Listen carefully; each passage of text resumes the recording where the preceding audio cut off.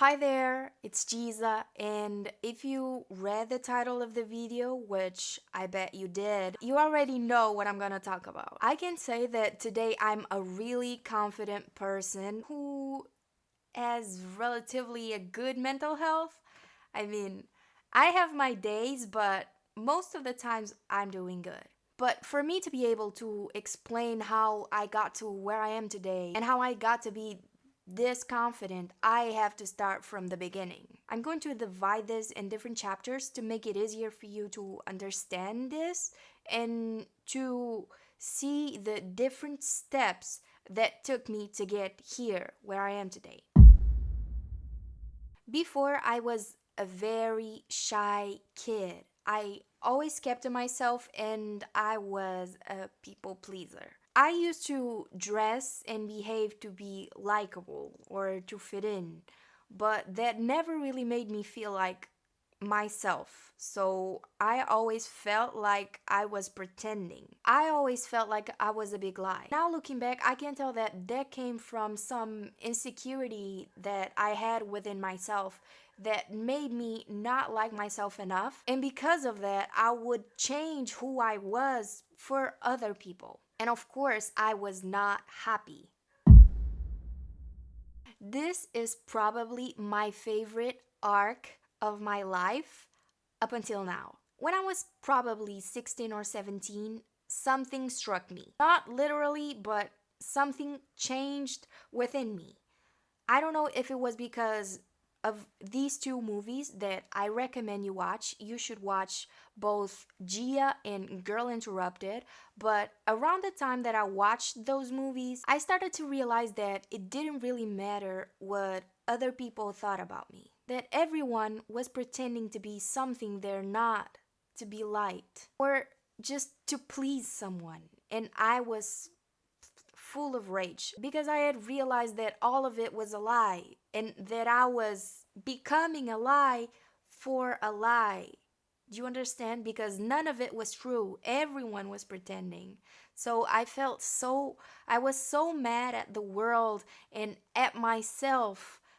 I felt numb and I had no passion about life, and all my wishes to fit in and to please people just disappeared completely.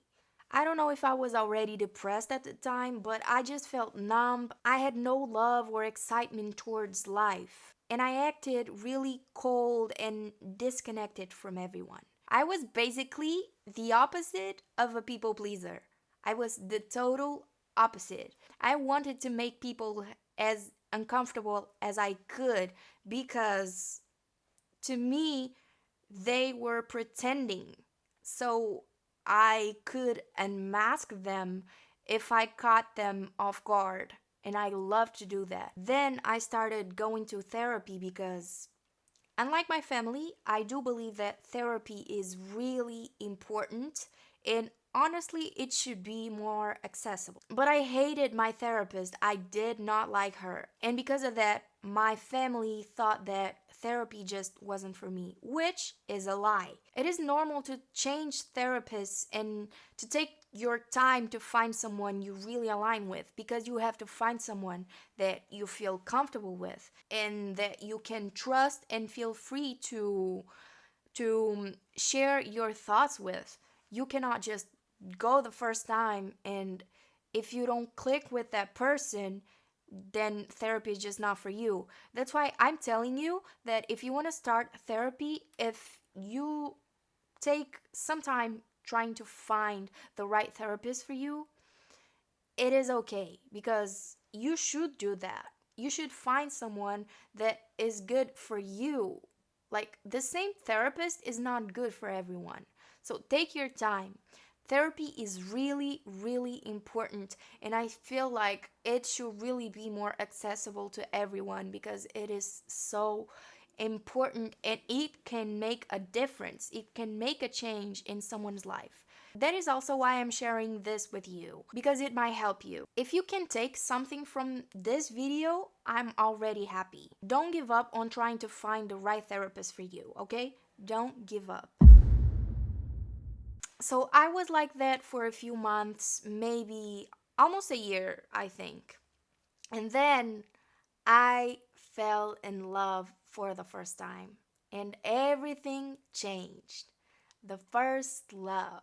I could feel things again. I felt passionate about life, but it was not all flowers. In my opinion, we were too young and immature, and I didn't know how to deal with everything I felt at the time, with all those strong feelings I was feeling.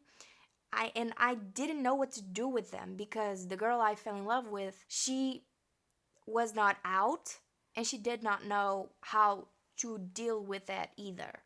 And I didn't really need her to come out. I just wanted to be enough for her to be happy. And because she was not happy, I started to think that I was not enough, and I started to lose myself on that. And I slowly started to lose all of me until she ended the relationship, and I was devastated, completely devastated. I had no confidence in myself. I when I looked at the mirror, I saw someone ugly and empty, and I thought I would never be enough for someone. That's how I saw myself at that time. I was trying to find the why I was not enough for her to be happy. So I all kinds of thoughts were in my mind, like maybe I'm ugly, maybe I'm a bad person, I I'm not enough, I didn't do enough. Why wasn't I enough to make her happy? That was on my mind. I was just empty. I I was totally empty. There was no soul left inside of me. And I think that was the most depressed I've ever been up until now. That was my lowest point.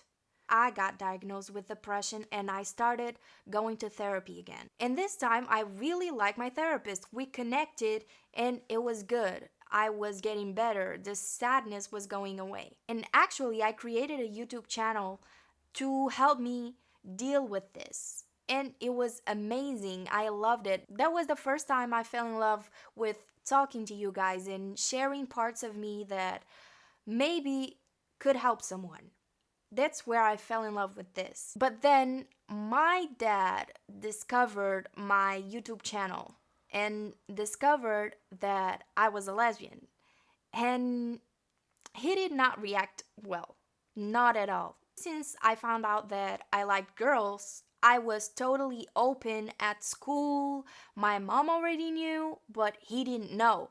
And when he found out, he behaved like the total drama queen he is, and he thought it was my therapist's fault because she would not tell them what we talked about in our sessions, which is her job, right? She's not supposed to tell anyone else. He didn't let me go to therapy ever again, and I never saw her again. So I had to deal with this alone by myself. I had to learn how to do it. After all of that, I realized that I had a lot of work to do on myself because I was about to go to college and I was starting to feel numb again. I had a lot of social anxiety. I still didn't have confidence in myself, and I didn't want to be that person. So it was really like starting fresh. I looked at myself as a blank canvas and I started to paint the person I wanted to become. Someone confident, kind, good in social environments, and that could really talk to people. And I basically started building that person from scratch. I don't know if it was in the right order, but I started from the outside with my style, the way I dressed, my hair. I started working out, the way I behaved, my body language. You may not notice, but your body language makes a lot of difference in your confidence. If you walk like head up high with confidence, and if you have a more open body language, you will feel that confidence within you. So that's how I started. I knew I had to learn how to be alone with myself so that I could find out who I was and love that person. So I started to spend a lot of time by myself. I started journaling, I started meditating, and I already said this in another video, but meditation really helped me with my anxiety and with my social anxiety. I felt so free within myself that I had no problems with sharing that with other people and getting to know and experience them. Because their perspective of me was not important. I knew who I was, and that was enough for me. Now I'm going to tell you a few tricks that I used to build up my confidence and to get where I am today. I want to share them because this might help you boost your confidence, or it might help in some way. The first thing you need to do, write about the person you want to become. That person is already in you. It's like, look at it like a statue. That statue started as a big rock, right? But it got shaped into what it was meant to be. Just like you can shape yourself into who you're meant to be. Write about how that person walks, how that person behaves, the kind of haircut they have. Just start with simple things. But you have to do it for yourself, from your heart. Just you create that person for you and not for other people. And just these little tweaks will have a change on the way you behave. The other trick is, and this is a hard one, don't be afraid to talk to other people.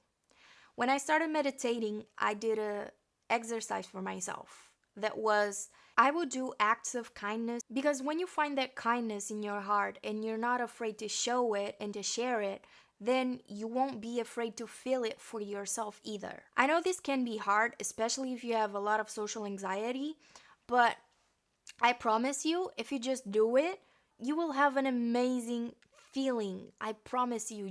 You just have to take that little scary step, but it will be okay.